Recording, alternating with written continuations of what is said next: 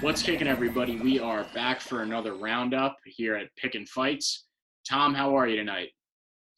Not gonna lie, Keith, I'm pretty exhausted, but never too exhausted to talk about fights, especially when you go 6-1, I go 5-1. Our locks hit. I'm sure we made a lot of people a lot of money, and if we didn't, well, that's your own fault. We told you to take our picks. Yeah, I mean, if you faded us, that's on you. We did have people reaching out to us on social and letting us know that we won them some money. So, like always, follow us on our socials down here. Hit the like, hit the subscribe, and check out our new website at pickinwinners.org. So, like you mentioned, we did go. We were hot this weekend, man. You and I, we went for a fucking run. The only thing that really didn't work out for us, and we don't have to spend too much time on it, Felicia Spencer. Oh well. But that first fight of the night, that first lock that we both had, Ben Rothwell to win. I said he was going to win by a KO. This dude, Chris Barnett, that he fought, though, he looked so exhausted. I don't think we'll ever see him in the UFC again. Maybe if he goes hard on the treadmill and learns how to keep his lungs working past round one. I wouldn't even consider that a sub, though, the way it happened. You and I were watching it again right before this started, and that was just, it was pitiful. It looked like the guy hadn't trained for a 3-round fight, and he gave himself up to that submission. What'd you think of that? Yeah, so going back and looking at some of Chris Barnett in his history, he's fought at 320, 326, 330, 315. He's fought multiple fights, not in the UFC, but in other promotions, and sometimes in kickboxing, sometimes in boxing, in at 300 plus pounds, standing only 5'9" tall. So it's not that surprising that he's not going to have fantastic cardio when he has to cut down now to a 260. That being said, I think if he's not the youngest, chicken in the hen house. That being said, he is interesting. How many guys at 260, 5'9", that throw roundhouse kicks?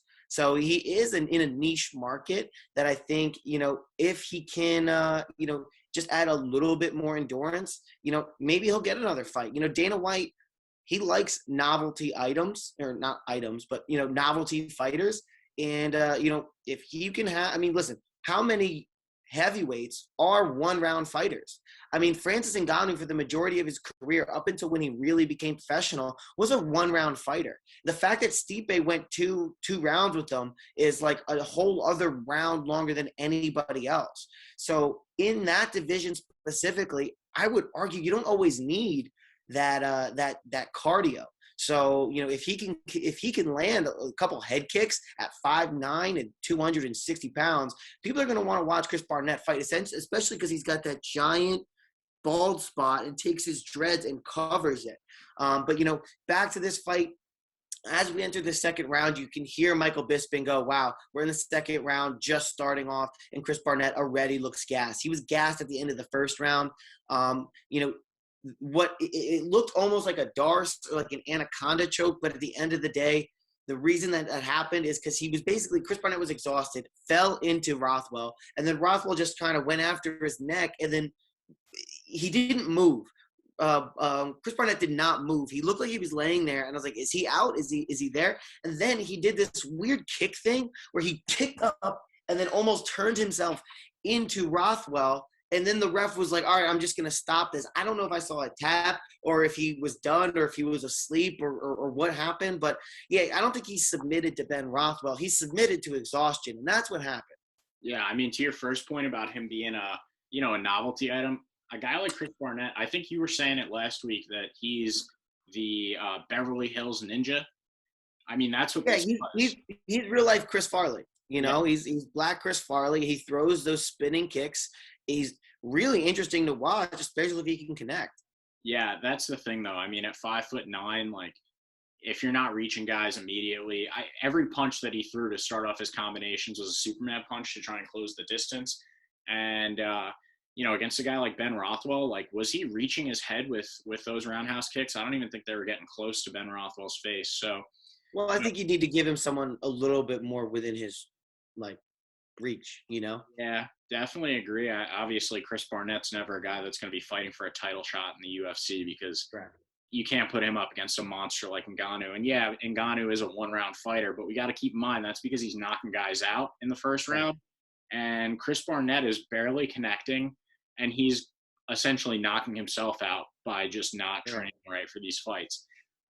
So that it was fun to watch him because he is a little bit of a gimmick. He is a little bit of like there's a little bit of a mystique behind him too, where it's like, look at this big guy do karate and look at that crazy haircut. In a couple of years, you know, I'm starting to bald up in the front. I might have to do that dread up in the front too. But yeah, just Chris Barnett, hit the bike, swim a little bit, trim a couple more of those pounds. You know, good for you working your way down from 360, but keep losing a little bit of weight, man. At 5'9", maybe try and move down to light heavyweight. I know it's tough to lose weight out here, but you know, give it a shot, man. And maybe you have a better chance fighting guys closer to your size. So like I mentioned before, we did kind of whiff on that Felicia Spencer fight. I wouldn't even call it a whiff necessarily. I just think Norma Dumont was very prepared. Her boxing looked incredible, especially against a vet like Felicia Spencer. So I think there is a discussion to be had here. What do they do with the women's featherweight division now? Because Felicia Spencer was a little bit of a perennial, you know, always in there, always in the top 5. And now you have Norma Dumont, who looks like she could be a contender, now saying she wants to move up a weight class to 135, which I think is doable for her. So what do you think Dana White and the UFC should do with this women's featherweight division? Yeah, I think you need to cut it. And, you know, Keith, you had brought up to me off air that Dana White had told the Lioness, Amanda Nunes, that she can, you know, defend that belt at 145 as much as she wants. But at the end of the day, like, I'm not being hyperbolic when I say that there's nobody in the weight class. I mean, it was really just Amanda Nunes and Felicia Spencer, especially now that, you know, your girl has gone to Invicta. There's just nobody to fight. You know, they need to get rid of that division, and just keeping it around is to almost just keep Amanda Nunes as like a paper 2-belt champ. Not to say that she's not the best at 145, but if you're completely devoid of competition, what are you doing? You know, we had talked about them getting rid of the men's flyweight division that had Demetrius Johnson in it. They got rid of that had contenders in favor of a Ben Askren with a hip issue at age 36. So if you're going to get rid of a division that had actual contenders in it, you know, you're talking, yeah, they're small guys. They're 5'3", 5'4", 5'5", but they're quick. They throw spinning kicks. Demetrius Johnson, famous for he literally picked a guy up and in midair transitioned to an armbar, laid down in the armbar, and almost broke the guy's arm. I mean, it was one of the most crazy things you've ever seen. Yeah. To get that division when there's contenders, when there's interesting things going on, but then to leave the women's featherweight division, it just doesn't make sense to me. You know, bring over Kayla Harrison, and maybe her and Amanda Nunes can spark something. But if you're not going to do that, just cut the division entirely. And you know, I get we want to have a 2-belt champ. It's not going to take away from Amanda Nunes' legacy. I mean, what's better than legacy? Like, yeah, I beat everyone at a particular weight class so bad that they cut it because I was so head and shoulders above everybody there. Like, what? No, that's a fact. And speaking of Kayla Harrison, she did actually say to Dana White, if you want to bring me over, I'm ready, and I'll make you a lot of money. You pay me a lot of money. Let's do this thing. So I think that may be the only reason that they keep this women's featherweight division around a little bit longer because, I mean, everyone, you know, nobody really presents a challenge for Amanda Nunes. And everyone's thinking, all right, maybe Kayla Harrison does. Personally, I couldn't even tell you either way because a lot of fighters look really good before they step into the octagon with Amanda Nunes. But maybe keep it around until Kayla Harrison gets to the UFC, which looks like it could be pretty soon. See what happens there. If you don't have Kayla. Speaking of the PFL. Yeah. I was going to say, speaking of the PFL, you also have Clarissa Shields in there, who's probably a top 3 women's boxer of all time. Now transitioning over to MMA. She's only 25, 26 years old. But, you know, so that could potentially be interesting there. But she's going to be no match for Amanda Nunes in the next 2, 3, 4 years, you know. So and by the time she's ready at 27, 28, 29, is Amanda Nunes still going to be fighting? She's going to be fighting at 145. There's a lot of question marks. I think you get rid of the division or pause it or something, not to say that you could always bring it back, right? It's your sport. It's your promotion. You do whatever you want. But you could just say, like, right now, the women's featherweight division is no more until we have somebody worthwhile. I just don't see the reason to keep it around, especially when you have the track record of getting rid of divisions, even when they have talent. I just don't see it. Yeah, it's crazy because in a way you would almost say, like, okay, retire the belt with Amanda Nunes. Like, when it's her time, maybe let the belt and the division go out with her. Really, like, end it where it's like, okay, this division was her legacy. But it doesn't even look like Amanda Nunes is slowing down at any time soon. So that's a tough call to make. I don't know, man. I think the best move might be to wait and see if these PFL fighters come over, if they can't get contracts signed, or if they come over and then Amanda Nunes just smokes them too, like she has everyone else that she's fought, maybe the move is to get rid of that division. So another fight that we both called correctly, Jared Vanderaa versus Justin Tafa. I didn't even know what Vanderaa looked like going into this fight, and I don't know about you, but I got a little bit of that John C. Reilly vibe from him, the guy from Step Brothers across from Will Ferrell. He looks like a John C. Reilly type, maybe a character that he would play in an MMA movie in his 20s, but he doesn't fight like him. That dude was piecing up Justin Tafa from the jump. Very good use of those leg kicks. Kept Tafa at a distance all the way throughout. And Tafa's got crazy power. We've seen him knock a lot of guys out with one shot. But for Jared Vanderaa, who I believe this is his first fight in the UFC, to come out and really put on a performance the way he did, I got to take back what I said about this fight last week. We said that this could be a snooze fest. It wasn't a snooze fest to me. And you had these two guys piecing each other up to the point where Vanderaa had a little cut on his forehead that bled like he was in a car accident, or like he tried to smack his head off a brick wall. That thing just did not stop bleeding. Usually when people get cuts on their head like that don't stop bleeding, they end up in the emergency room.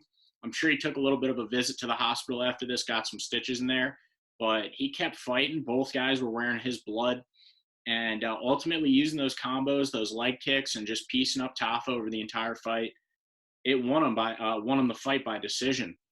And it was cool for us to see Justin Tafa, because he is a guy that's known for fighting a little bit angrier.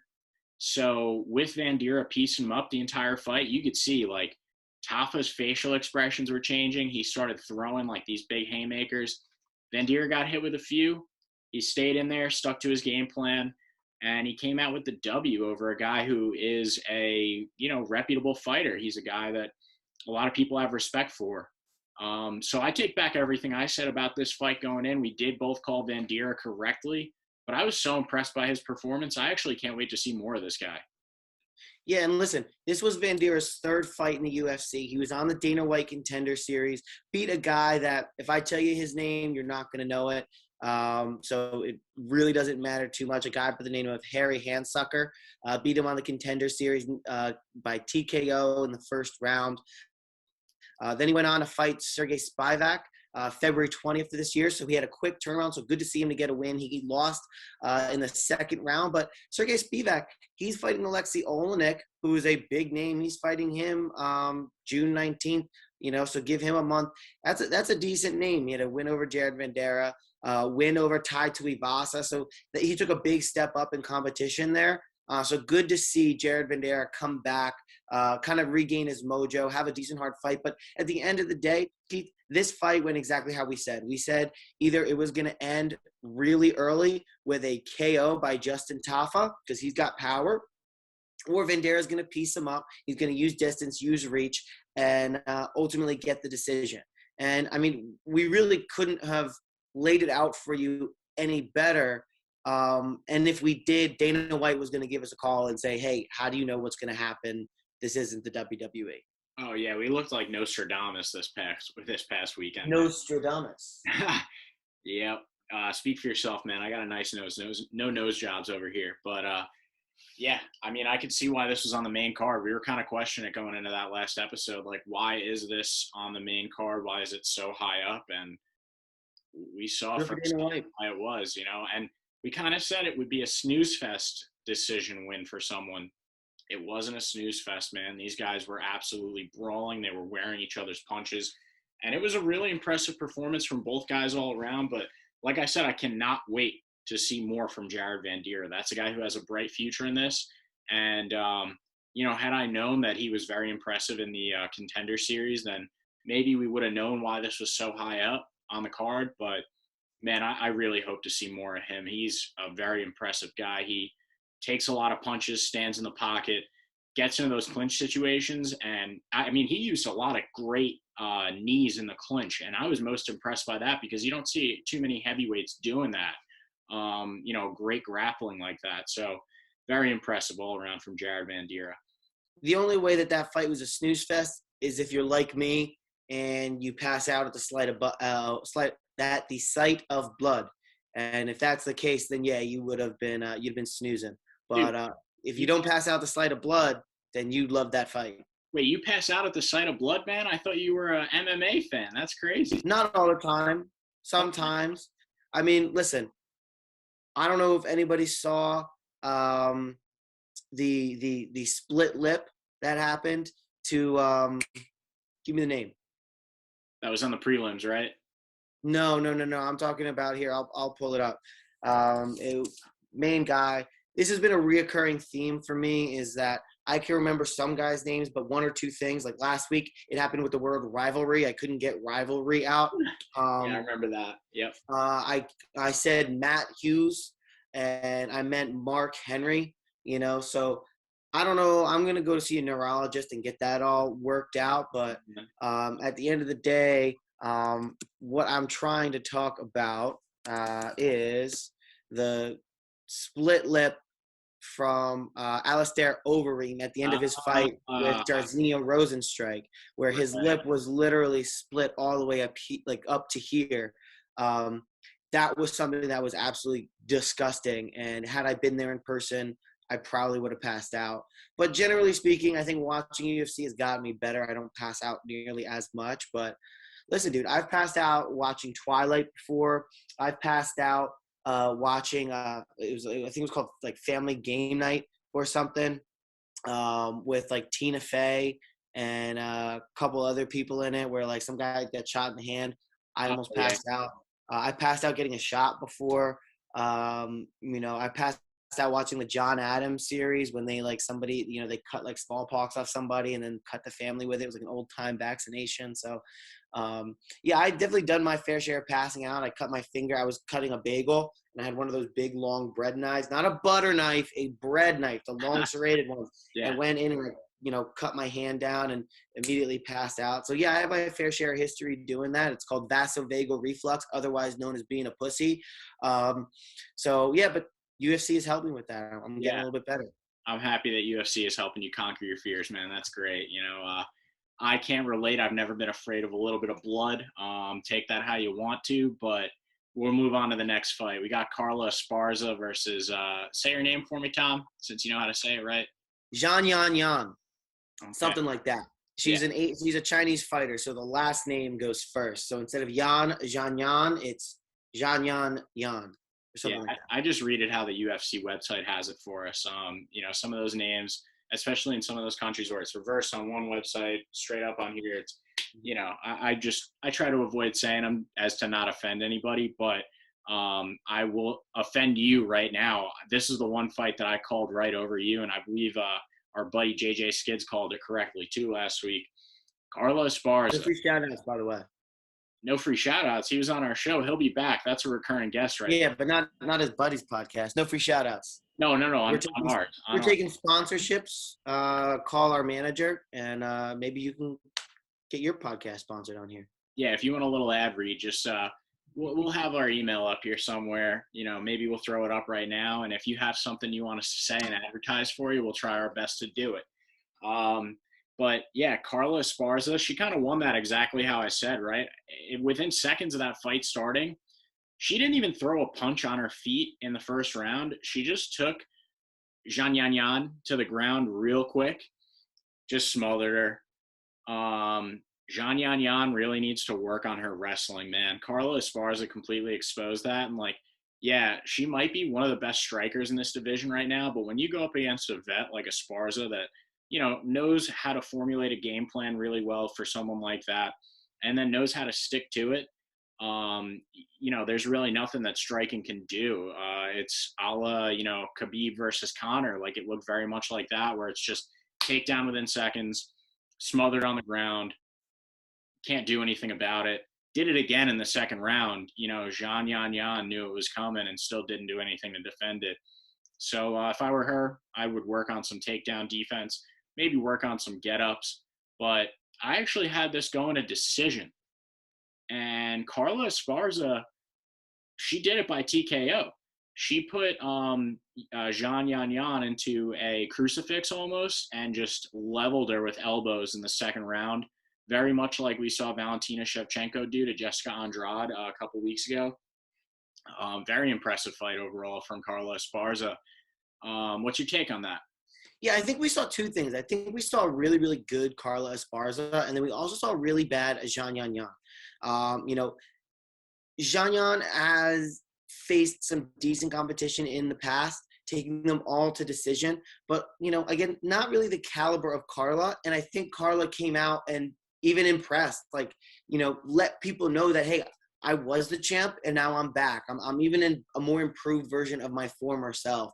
So while, maybe we were a little bit too high on Xiaonan, I think we need to give more of the credit to Carla for just coming out and outclassing her. Xiaonan, like we said, in past fights has shown good wrestling, shown the ability to take people down and out wrestle them. She took Angela Hill down. She had taken Karolina Kowalskiewicz down.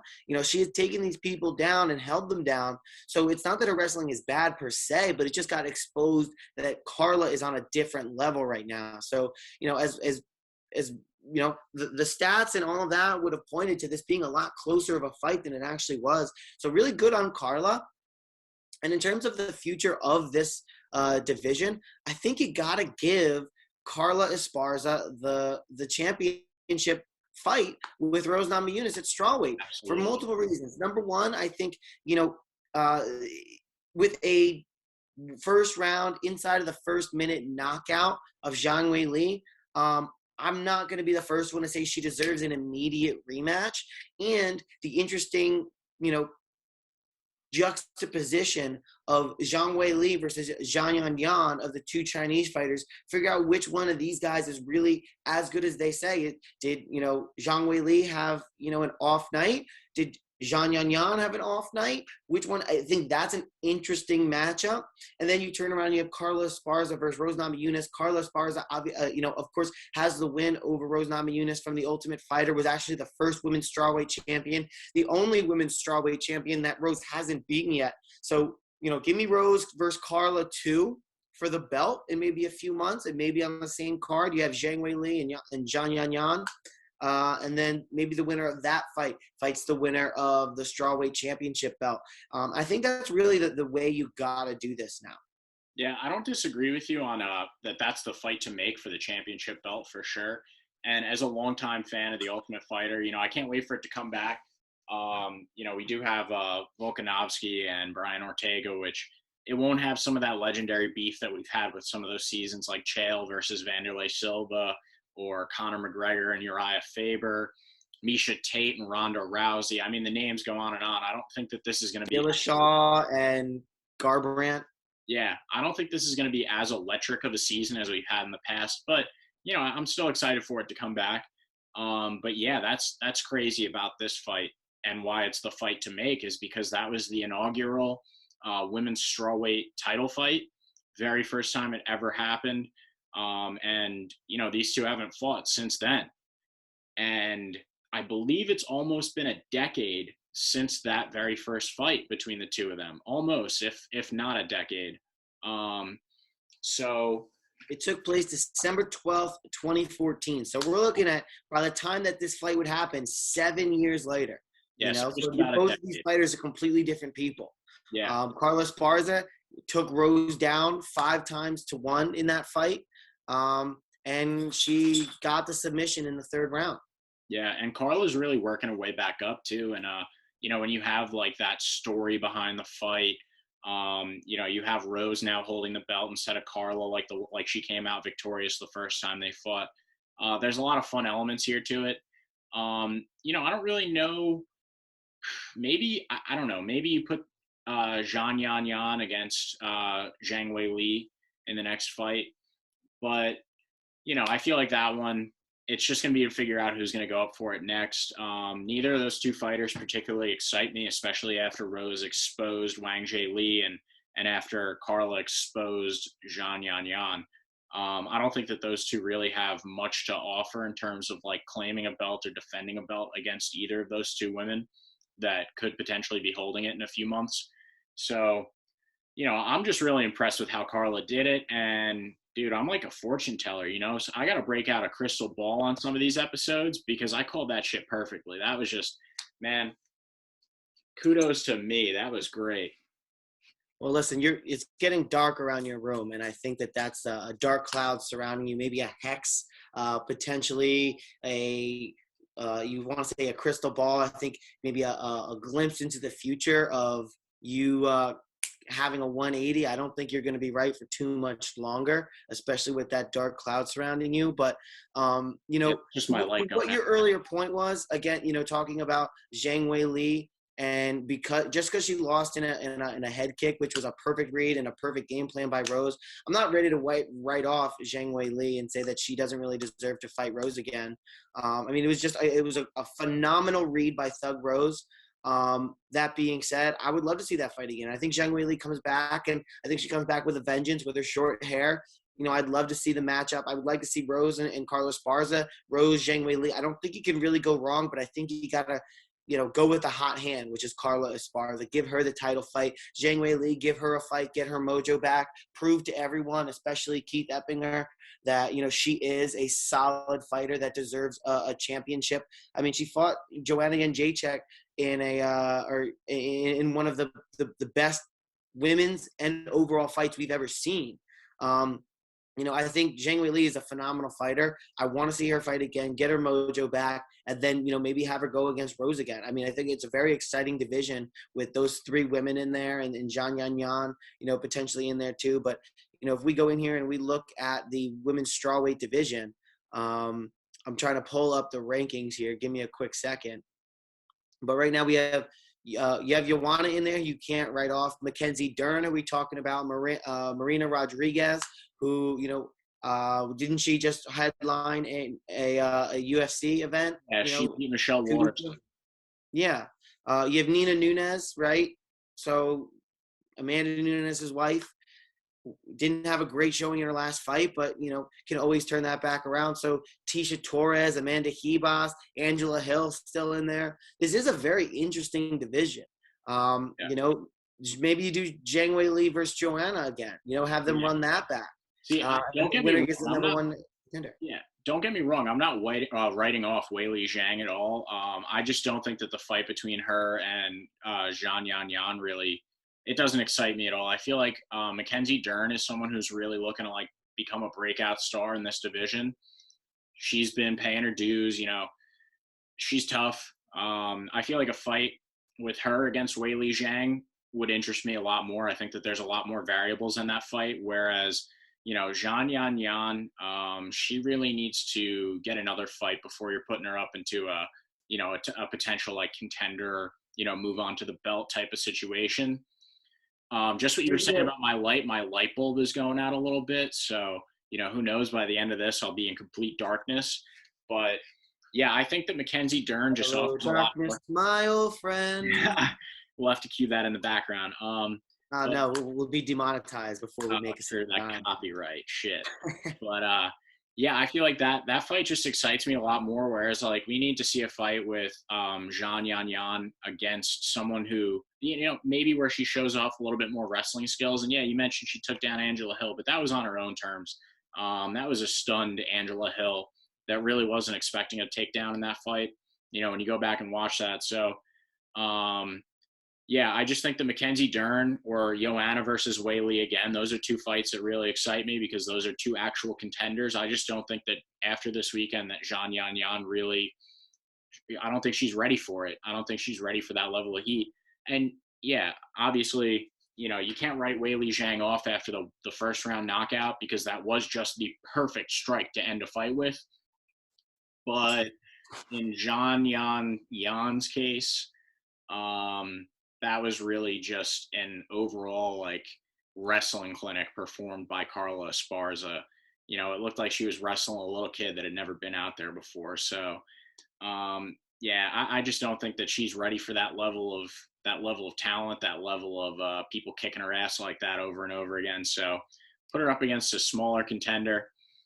Someone who's maybe I forget that maybe Rodriguez. I don't know. Maybe that's the fight to make. That's what I was thinking.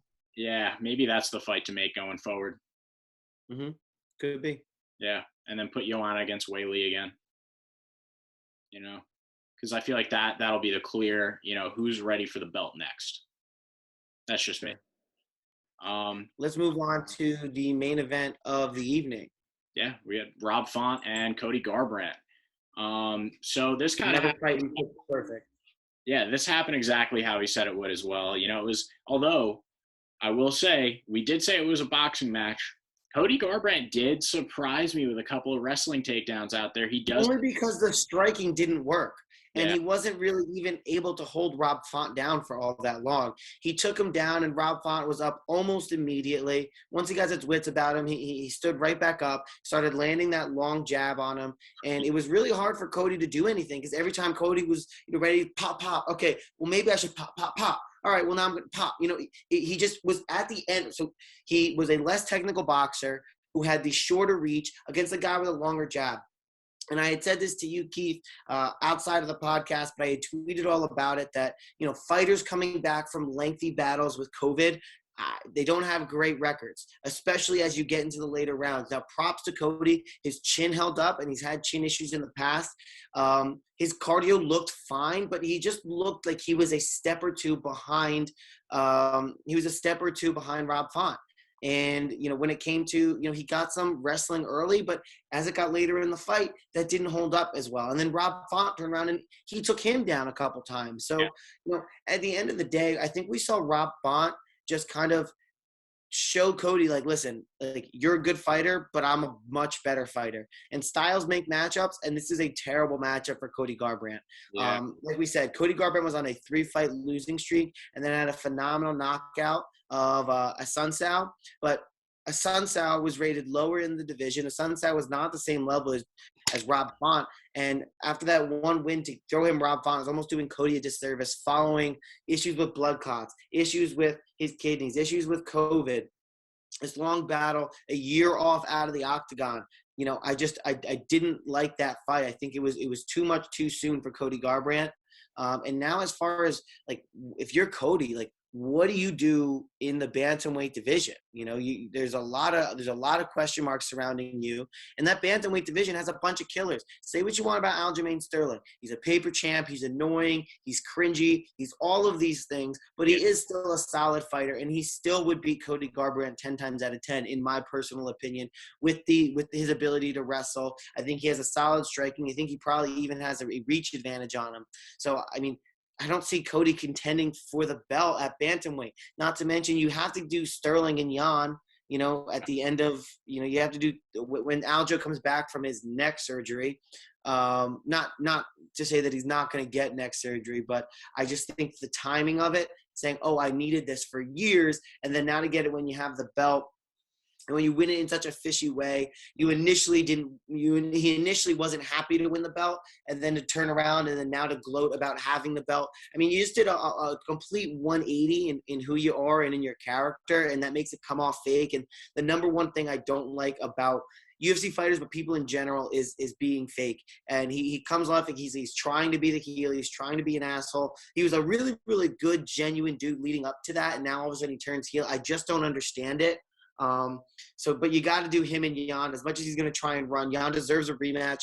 I've had friends, and I've had this debate before where they go, well, shouldn't Yan know the rules? Yes, he should know the rules. I'm not disagreeing with you in that front, but in the middle of a fight, the guy's on the ground. Does he have one knee? Is he getting up? Does he have two knees? Your corner's yelling at you one thing, then the other corner's yelling at you another thing. They're yelling at you in English. They're yelling at you in Russian. all of these things happen. I can understand where a mistake could be made, but I'm not even saying that, oh, well, he should have lost the title. But I think because he was winning that fight, because there's a mistake that you could see happen, I think he deserves an immediate rematch. And, you know, you got Corey Sandhagen fighting TJ Dillashaw. That got scheduled for the end of June. That's going to be a really interesting fight. I mean, we already saw Rob Font really put it on Marlon Moraes. Jose Aldo, he has a fight coming up soon against Pedro Munoz, who is unbelievably underrated in the division. And you also have Dominic Cruz you can't forget about. Marav Dvalishvili, who we saw a few weeks ago, just totally outclassed his opponent. You know, this is a very, very interesting bantamweight division. And if you're Cody Garbrandt sitting at number 4, the rankings come out on Tuesday. We record this, on a Monday. So when I say Cody Garbrandt's at 4, he's probably going to move back to somewhere around 6 or 7. You also have, you know what? Give me Cody Garbrandt versus Frankie Edgar.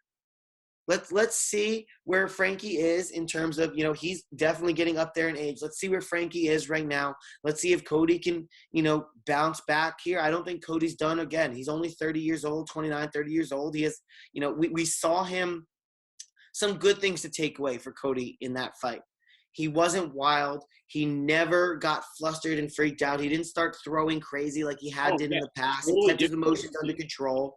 Yeah. He tried to be technical, but he was just against a more technical boxer, and that's okay. You know, he's not the best boxer in the UFC, but what he is he's one of the fastest guys, and he hits really hard for that division. So he needs to, you know, get a matchup where that's going to be good for him. You know, he wants to wrestle. Well, let's see if you can keep Frankie Edgar off of you. Yeah, I don't think that that's the case. I feel like, you know, for Cody Garbrandt to really he'll fall back to 6-7, like you said, maybe even 8 if Dana White's if he wakes up on the wrong side of the bed tomorrow. But, yeah, that was tough. You know, for Cody Garbrandt, you need to win that fight in order to secure a short-term title bout. You know, especially like you said, it's a division loaded full of killers, you know, and maybe if we would have seen the TJ Dillashaw-Sandhagen fight when it was scheduled for last month, then we would have a little bit of a clearer picture as to where this is going, you know, where this division is headed in the near future. That fight's very important to see who goes up for a title shot after, you know, if they do decide to run it back with Aljo and Peter Yan. So he needed to win this fight more than anything. And I feel like with this loss, he's going to fall back. He's going to become almost a gatekeeper, you know, where guys that are moving up, trying to make their way up to the belt. Okay, well, can you beat Cody Garbrandt? And it sucks to say it, but who's risen and fallen as fast as Cody Garbrandt, right? That guy had a straight shot to the top, and he's just fallen off big time now. He had the belt, too. He had the belt, lost it to TJ, turned around, fought TJ. But those 2 fights against TJ, you got to remember, you could say that was old Cody, so to speak.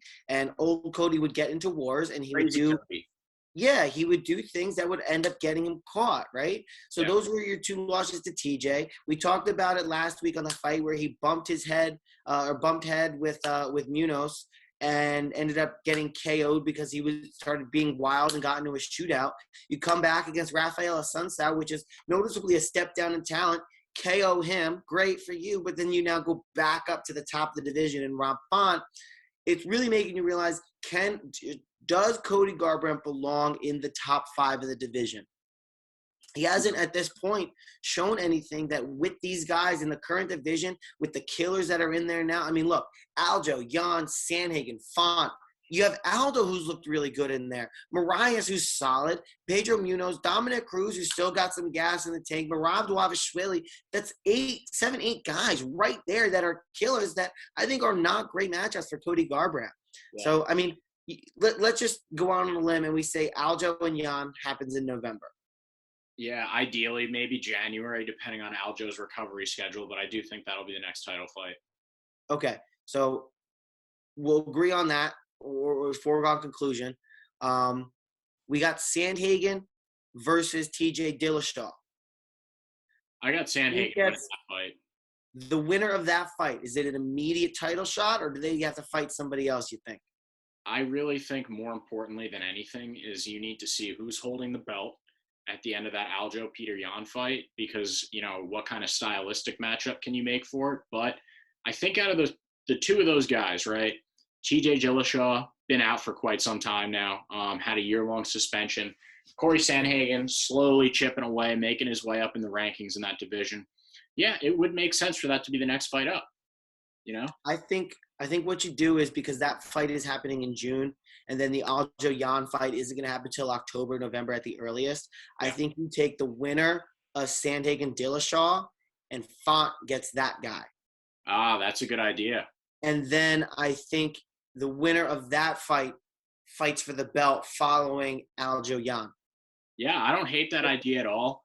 And then you got Jose, just stay with me for a second. Yeah. And you got Jose and Pedro Munoz that's happening in June as well.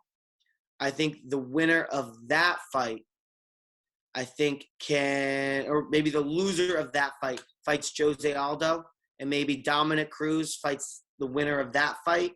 There's a lot of great fights in there, but I think the winner of Sandhagen Dillashaw has to fight Rob Font for the next title contender. Yeah, I like that a lot because Rob Font really did prove himself as a contender in this one. Just, that length and that reach use being so prime to him more than anything. That was just so crisp the way that he used those long jabs. I'll tell you one fight that I do want to see, though. I would like to see a running back of Dominic Cruz versus Cody Garbrandt, because obviously, like, neither of those guys – I mean, we don't want to speak too soon for Cody Garbrandt because this could have been a bad showing just against a guy who is way better than him, way bigger than him. But I kind of would like to see that now. They're both a little bit older. We do have a different style of Cody Garbrandt going. We have calm Cody, not crazy Cody. And Dominic Cruz is getting – he has some left in the gas tank, but he's getting a little bit up there in age. On the flip side, maybe Cody Garbrandt versus Jose Aldo after this fight. I would like to see either one of those matchups. Bunch of classic names out there for longtime fans. It'd be a little bit of a treat for them. People that watch that Dominic Cruz, Cody Garbrandt title fight. Maybe run that back. I think that might be a little bit of fun to watch, and it might give Cody Garbrandt a chance to prove himself against a longtime vet commentator. He does those videos like breaking down the fights and breaking down the moves for ESPN. So that would be a fight that would sell, and the beef would probably be incredible. We might see a return to Crazy Cody just because he hates Dominic Cruz so much. But those are two matchups that I would potentially like to see. But you're right. Yeah, the winner of Dillashaw versus Sandhagen, put him up against Font. That's the way to do it. And then you see who can go for the belt from there because, quite frankly, if it was up to me, you'd have Rob Font moving in there right after Aljo and Peter Yan run it back, just because of the challenge that he presents for everyone based on size and technique. Peter Yan, in my opinion, is head and shoulders above a lot of guys in this division and in the top 10 for this division. But yeah, we got to see how that Sandhagen Dillashaw fight works out. That's the first and foremost. And the loser of Sandhagen Dillashaw should face the winner of Jose versus Pedro. Yeah, that's not a bad idea. But listen, we established this bantamweight division stacked. We just spent 15 minutes talking about it or something like that. Stacked, right? I know we've talked about how stacked the flyweight division is at 145 with Max Holloway and Brian Ortega coming back and Volkanovski, and that's only going to get better following Tough, right? And we've talked about it last week, and we'll continue to talk about it. Lightweight is actually probably one of the most stacked divisions out there. That 135, 145, 155 division for the men, absolute killers. I cannot wait. You also have Cheeto Vera in there, who handed Sugar Sean O'Malley his first loss. He's there in the bantamweight division. Sugar Sean O'Malley, he's a 35er, and he's not even ranked yet. And he's fighting again in July on the Conor card. Yeah, so there's a lot of stuff going on here for the bantamweight division. Can't wait for featherweight. Lightweight looks really good. And then we run through welterweight. And listen, that's a stacked division too. Welterweight, Kamaru Usman looking phenomenal. Colby Covington, I think that's your fight to make. Really, he gave Kamaru such a difficult fight. the only one to really be competitive with Kamaru long term. And yeah, he broke his jaw, but I think he broke his jaw in like the second or third round and fought to a TKO in the fifth. And even then, they called it a TKO, and he was immediately like, "What are you doing? What are you doing?" I mean, I'm not saying that it was a wrong decision, but it showed that he's not only has the toughness to withstand a barrage of punches and not get knocked out, but he also has the gas tank. And we know he has the gas tank, So I'd love to see that fight again. And he's got a strong mind. Whether you like him or don't like him, you gotta say the guy's tough as absolute nails, and he has zero quit in him. Then you got Gilbert Burns, who he's just a savage. The guy is so good at jiu-jitsu that he wins jiu-jitsu tournaments against jiu-jitsu only practitioners. Aside from third degree black belt Charles Oliveira, Gilbert Burns is right up there with best Brazilian jiu-jitsu in the UFC. And he got Leon Edwards. He was the only guy to really rock Usman early on and almost actually won that fight. I think if Usman would have met him on the ground, it would have been belt to Burns. If you remember, Burns was on his back, like basically begging Kamaru Usman, fight me here. Kamaru's too smart for that, Yeah, he got caught with a couple of bad shots on the ground, got back up, and then lost the fight on his feet. But Gilbert Burns, absolute savage. The welterweight division is stacked. And we're gonna see this fight not this upcoming weekend, but next weekend in action. Leon Edwards versus our guy, our logo, Nate Diaz. That's going to be a phenomenal fight for the welterweight division. I don't think it's going to get Nate Diaz like a title shot. I don't think he's even really going to be ranked as much as he's just a guy who's going to come out of nowhere and just ready to scrap. I don't think he necessarily wins, but we're going to see how good Leon Edwards is, because we really haven't seen Leon Edwards fight with the exception of 6 minutes that ended with him basically pulling Bilal Muhammad's entire eyelid out. Yeah, so, definitely. That's what it is more than anything. It's a test for Leon Edwards, because he has been talked about for a long time, and he's had so many matchups. I believe he was supposed to fight Hazmat, and that kept getting canceled over and over again, only for Hazmat to basically temporarily retire. And then come back out of retirement. Which Dana knew he was going to do. He knew he was just being emotional. Was he ducking Leon Edwards? I think that might be a question. I think he had COVID, and he was just being he was just being emotional because he's never used to, not being able to train. He was throwing up blood. He had a really bad bout with COVID. You can argue that, with COVID, you're supposed to rest and allow your body to get better. And he just kept training, which is going to be bad for a respiratory infection to keep overworking your lungs. But that being said, we're going to really next week in 2 weekends, we're really going to get to see how good Leon Edwards is. And then we go back to Gilbert Burns in July on the Conor card. Gilbert Burns is one of my favorite fighters, the NMF, Stephen Wonderboy Thompson. Okay. What's up, everybody? I can't wait for that fight. I love watching Stephen fight. He's one of the best strikers in the UFC, bar none. He's one of the most creative strikers up there. I was going to say up there with Yuri Prochazka, but really Yuri Prochazka is up there with Stephen Thompson. They both just they just flow. They know what they're doing. Stephen Thompson, he never had his first pro MMA fight was in the UFC. He didn't have an MMA fight amateur. Absolutely mind-blowing. He was undefeated as a kickboxer. This guy has some of the best stand-up whatsoever. Going against a guy who has solid stand-up, but one of the best Brazilian jiu-jitsu practitioners, is Thompson going to be able to keep him at range with those teeps? Stephen Thompson completely demolished George Masvidal. When he fought him, George had nothing for him. Stephen Thompson was stipping the jab in his face, sticking a nice kick to the belly. He was gassing out George. He thoroughly outclassed him in every area of that 3-round fight. It was just about as dominant of a fight that is always on the feet as you can get. And I would argue that maybe he got closest to knocking out George before George was knocked out by Kamaru. And I think Stephen Thompson really poses an interesting fight for Kamaru Usman.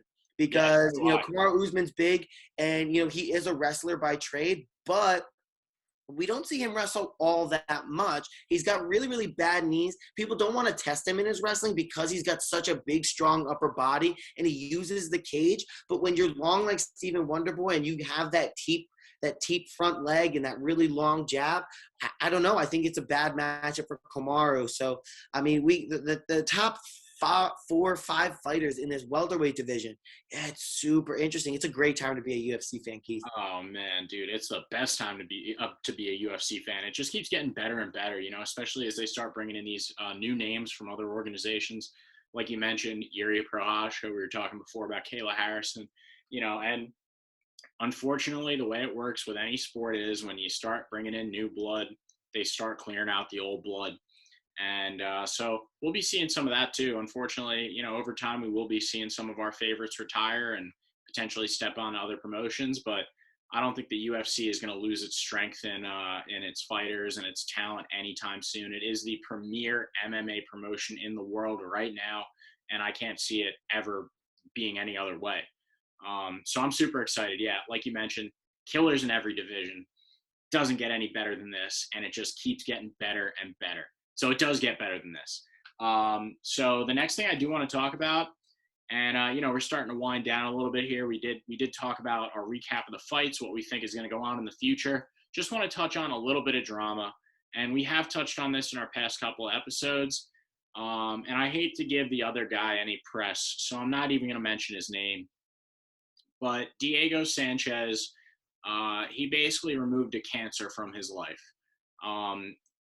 Someone extremely in our last video, we said maybe he could take a page out of our book, and what do you know? A couple days later, he does. Yeah. Diego, you watching? Thanks, buddy. Appreciate it. I hope you watched that episode and saw that and said, wow, these guys are right. Cut people out. But, give us a shout out if that's the case, Diego. But this person that he cut out, unfortunately, it's just so sad because now he's really trying to twist the narrative and make himself seem like a victim. And he's saying, oh, Diego took advantage of me. He's slandering Diego Sanchez's name right now.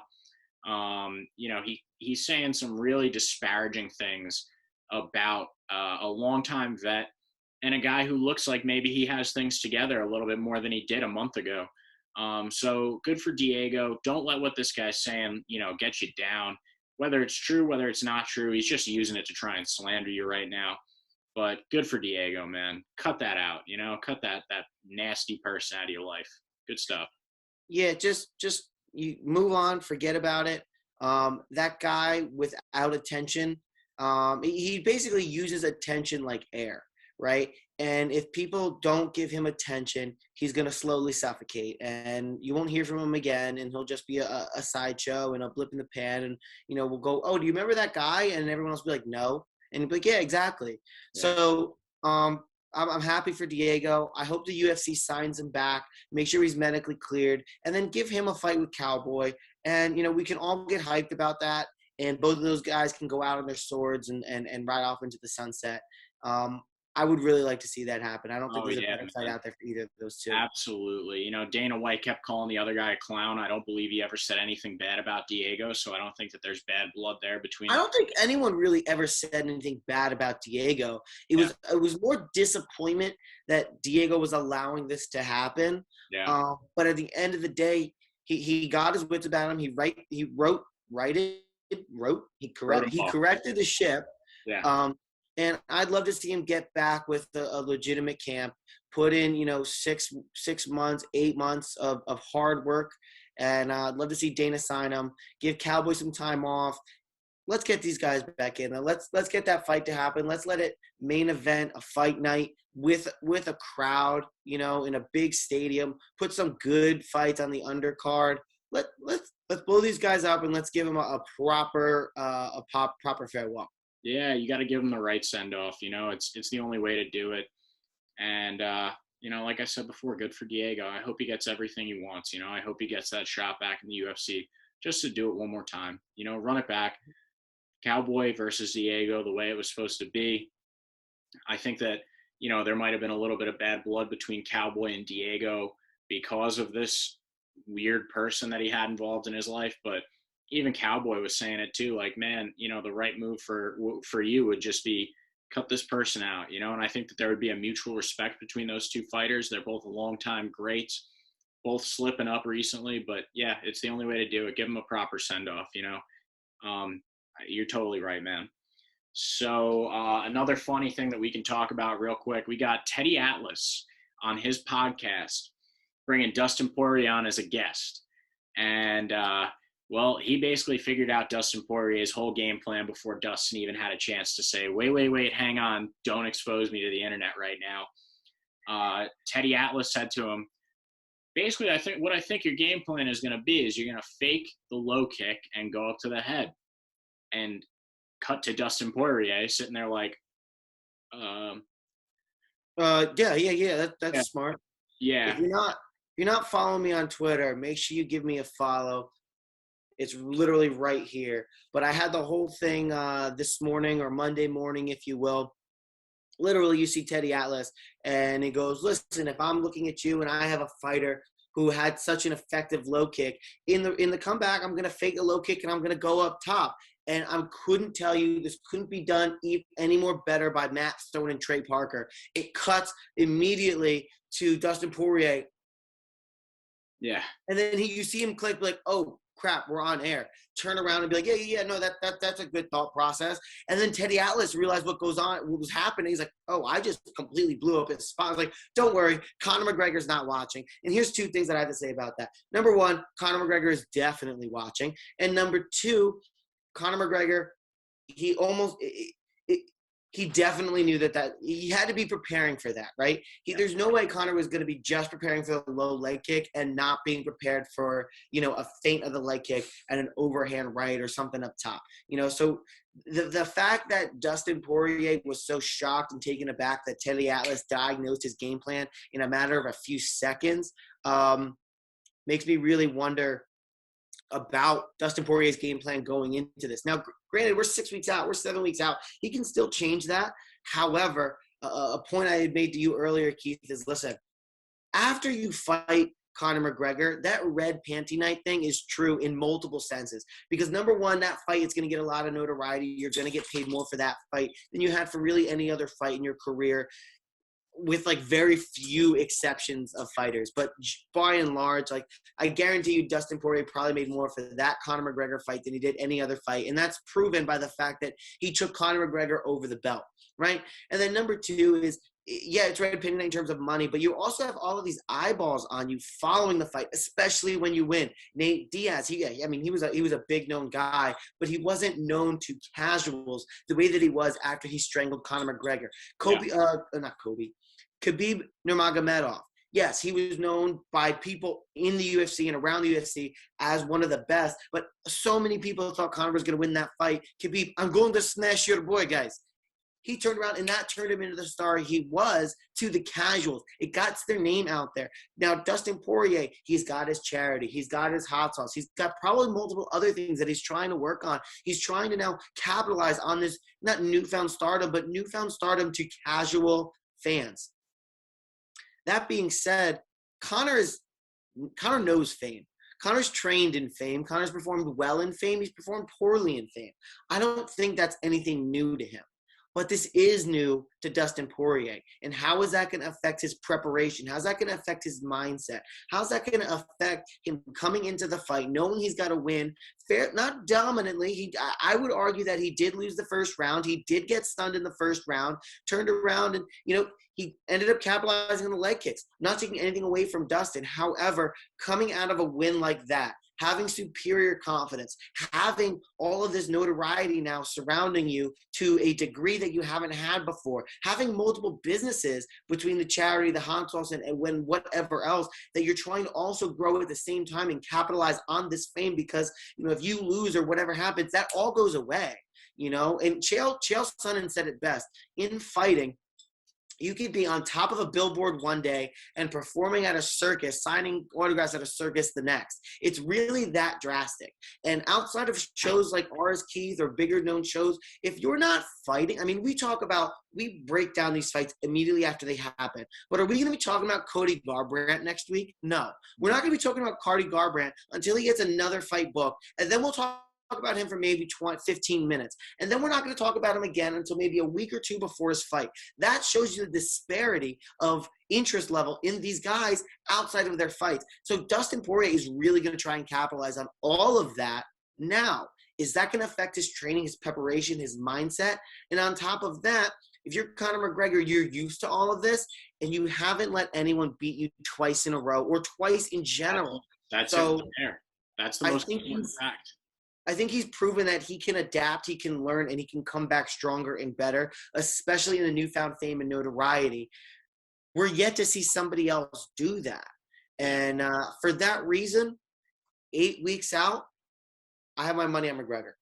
Yeah, so do I, definitely, because, Teddy Atlas, he is a genius in the fight game.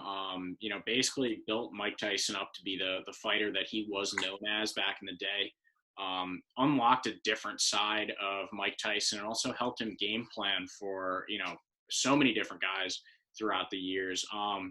So for him to figure out Dustin Poirier's game plan, not surprising, but also, we've seen this before, right? We saw Rose Namajunas preparing to fight Weili Zhang. Weili Zhang doesn't do well with the low kicks, knows that she's going to have to defend him against Rose, and Rose comes up high with a great kick.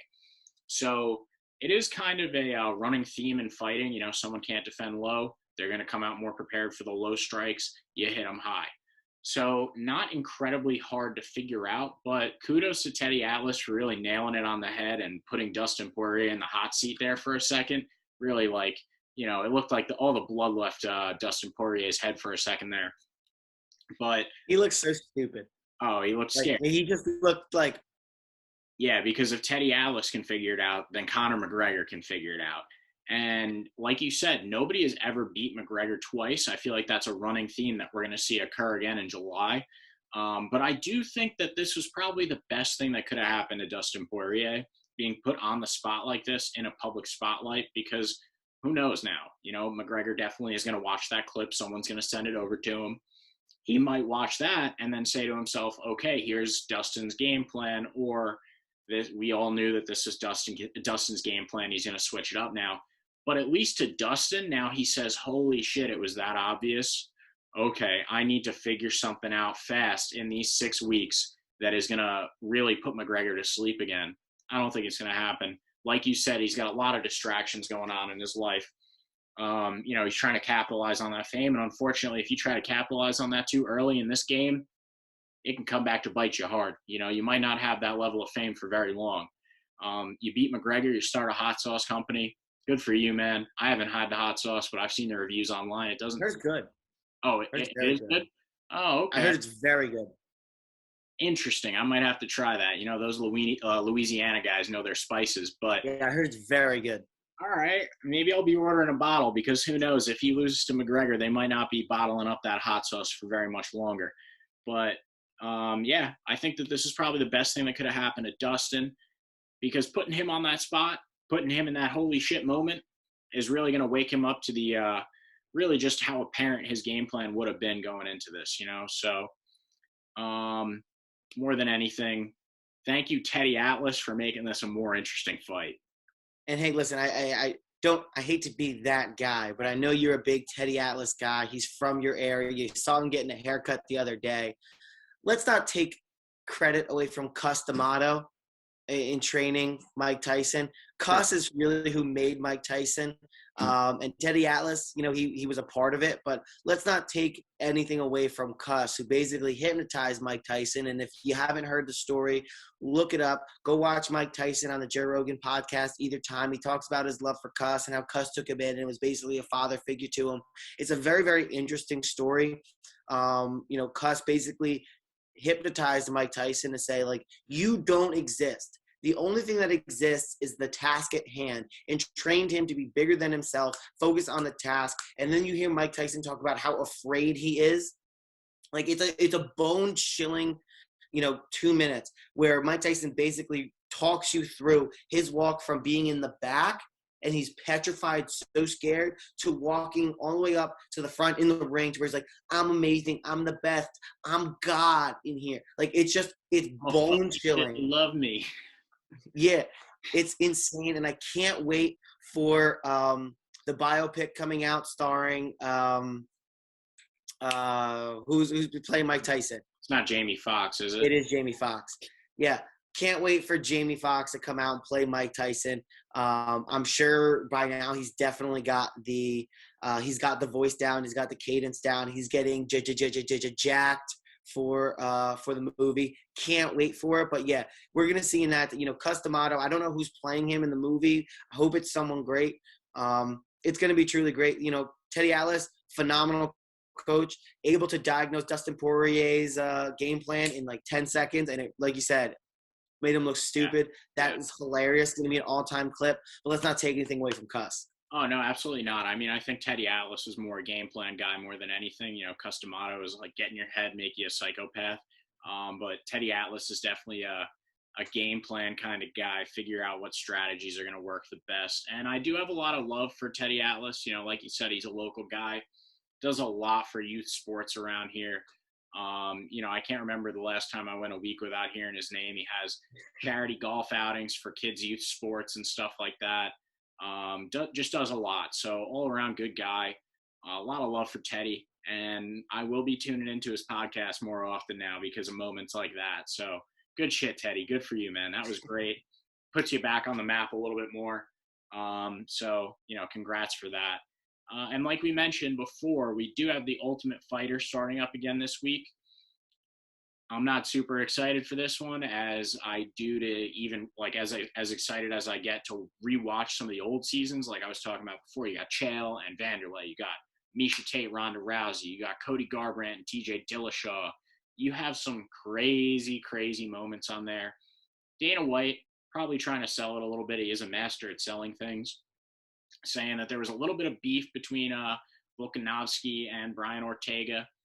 I don't think that'll be the case. These are two guys that, Brian Ortega really strikes me as like a mellow yellow kind of guy.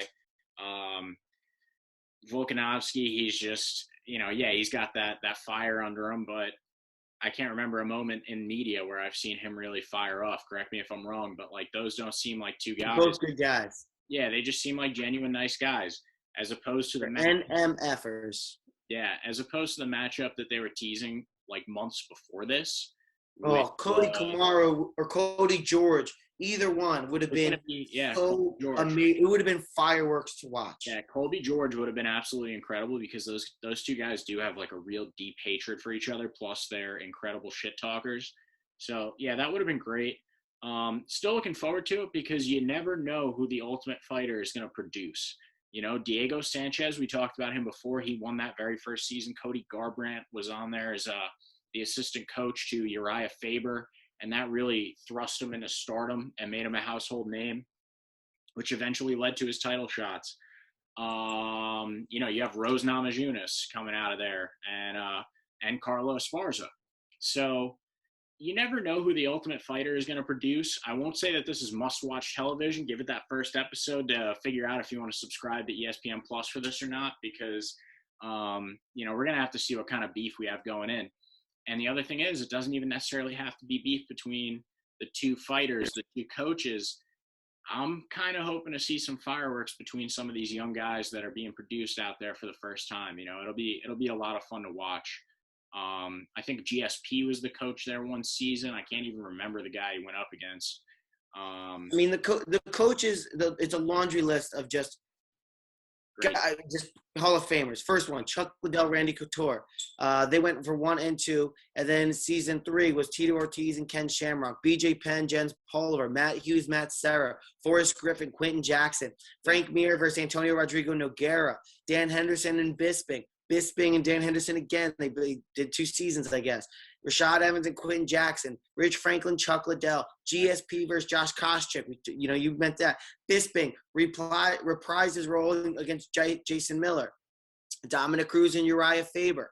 John Jones and Chael Sonnen, Fabricio Werdum, Antonio Rodrigo Nogueira again, Ronda Rousey, Miesha Tate. The list goes on and on. Frankie Edgar, BJ Penn, Anthony Pettis, Gilbert Melendez, Fabricio Doom Kane, Joanna and Claudia Gadella, Benavidez and Cejudo, Dillashaw Garbrandt, Alvarez Gaethje, Cormier Miocic. They ran it back 3 times. Whitaker Gaslam. The coaches are absolutely insanity when you look at, it's just almost entirely Hall of Famers. Yeah, and then you put these guys into a house together for almost like 4 months, I believe, because, they do take a little bit of time off in between fights. And then you have the guys that get eliminated and still have to live in the house with everybody else and are getting crazy because they can't fight and they're watching everybody else fight. But, I believe Forrest, what's his last name again? It's escaping me now. Griffin. Forrest Griffin. He won the Ultimate Fighter, or at least went to the end. I believe he might have fought Diego Sanchez, or maybe he won season 2. I think Michael Bisping came out of there. So, it's crazy because then they bring back these guys as coaches, and it just leads to more electricity. It's been phenomenal. I have to go back and watch that Chael John Jones season. I've never seen that one. That's got to be great. Let me run through some of these winners here. Some of the winners here. Diego Sanchez beat Kenny Florian in middleweight, and then light heavyweight Forrest Griffin beat Stephan Bonner. Right. Season 2, welterweight winner was Joe Stevenson versus Luke Como. Heavyweight, Rashad Evans versus Brad Imes. Evans. Move on. Season 3, heavyweight, Bisping versus Josh Haynes. Season 4, welterweight, Matt Serra versus Chris Lytle. Middleweight, Travis Luter, who is now one of the best coaches in the game. He coaches Kevin Holland. Yeah. Lightweight, Nate Diaz was the winner of season 5 in 2007. We keep going down here. Ryan Bader, who's the heavyweight champion over in Bellator, light heavyweight winner in the Nogueira versus Frank Mir in 2008. I mean, the amount of guys, and these are just winners. Brendan Schaub was a runner-up, and he lost to Roy Nelson in 2009. Right. Quentin Rampage Jackson against Rashad Evans. I mean, the list of things go on and on. Tony Ferguson, winner in 2011. Right. His coach was Brock Lesnar. I mean, and he talked about him last week. 2011 team. What was that? He brought Brock back for his training camp. Yep. Brock didn't TJ Dillashaw, runner-up against John Dodson. 2 great fighters to have great careers. Michael Chiesa, Al Iaquinta, the very next season. Then you go back. Now we're in 2013. Kelvin Gastelum, Uriah Hall. I mean, it just goes. It's absolutely incredible when you look at the guys. Diego Lima was runner-up in 2014. Corey Anderson was the winner in 2014. Carla Esparza beat Rose Namajunas in 2014. Kamaru Usman, the winner in 2015. That's crazy. Absolute. It's an embarrassment of riches. Ryan Hall beat Artem Lobov. Ryan Hall fighting soon. These guys, the winners of this is absolutely incredible. Really, not as much. Roxanne Modafferi came up second. That was my least favorite. That doesn't make me happy to see. But I mean, really, all right. So maybe a little bit of a dip. I mean, Tim Elliott's still fighting. He's interesting to fight. Not really at the same caliber as these other people we mentioned. But I mean, dude, you go back. I mean, Kamaru Usman, 2015, and kind of Carla Esparza, Rose Namajunas. I mean, we went through the list, so maybe a slight dip since 2015. But that being said, man, you still can't argue with the talent that's come out of Tough. No, absolutely not. So that's why I'm super excited for the Ultimate Fighter coming back this week. You never know who it's going to produce, and it has been on a bit of a couple of year hiatus, I think, since Spike went off the air. So, I'm very excited because you never know. They might have had some people they were waiting to pull out of their bag of tricks for quite some time for this new season. Sure. Some guys maybe they planned on having on a couple of years ago and it never really panned out. And it is tough to really, you can go back and watch our interview with Pat. It can be tough to really break out there and make a name for yourself in the MMA scene. So they probably have some people that they've been holding in their back pocket for quite some time now saying, hey, your shot's coming. You're going to be not only a fighter, but you're going to be on reality television. So it's a chance for people to really get to know you too and either fall in love or hate your personality.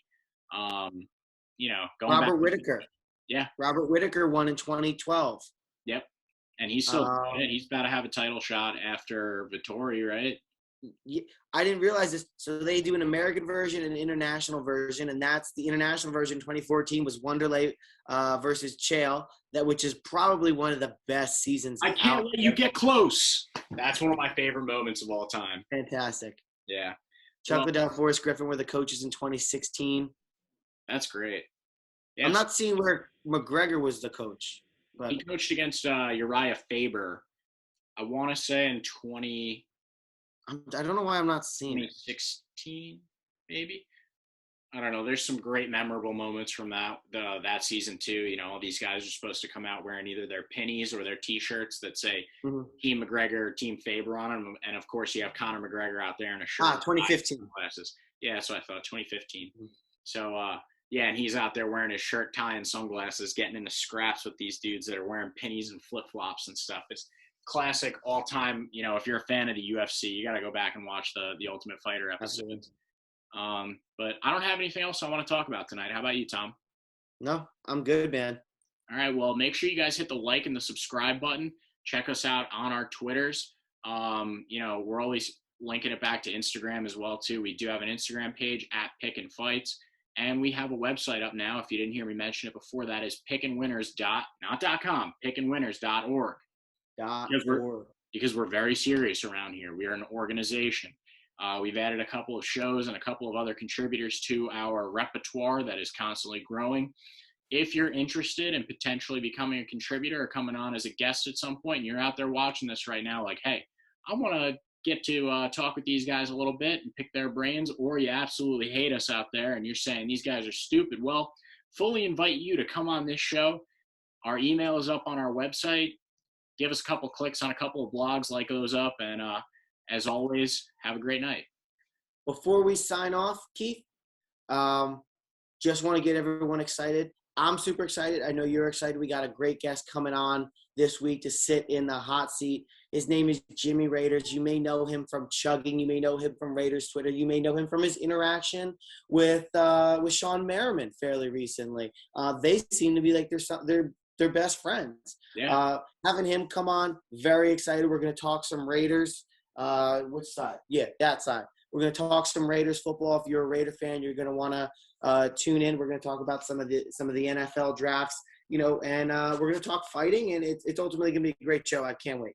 Yeah, I can't believe I almost forgot to plug that Jimmy Raiders in there. That guy, I was on the same football team as him in college, and it's a lot of fun to see what he's doing. Just kind of building up. I think he calls it his Raiders Chugging Brigade. So if you are in the Raiders Chugging Brigade, this is must-watch YouTube. This is like, you got to tune in because you never know what's going to come out of that guy's mouth. We've had videos of him on Twitter saying, you think I sit when I pee? No, I go out when I pee. Classic all time. We're going to see if we can push him to his limit. So the only way that you're going to see that, subscribe. Turn on the notifications. Tune in. Join us for, I believe we'll have it up on Thursday. So thanks as always for watching. Tom, you have a great night. Everybody at home, you have a great night, and we'll be back.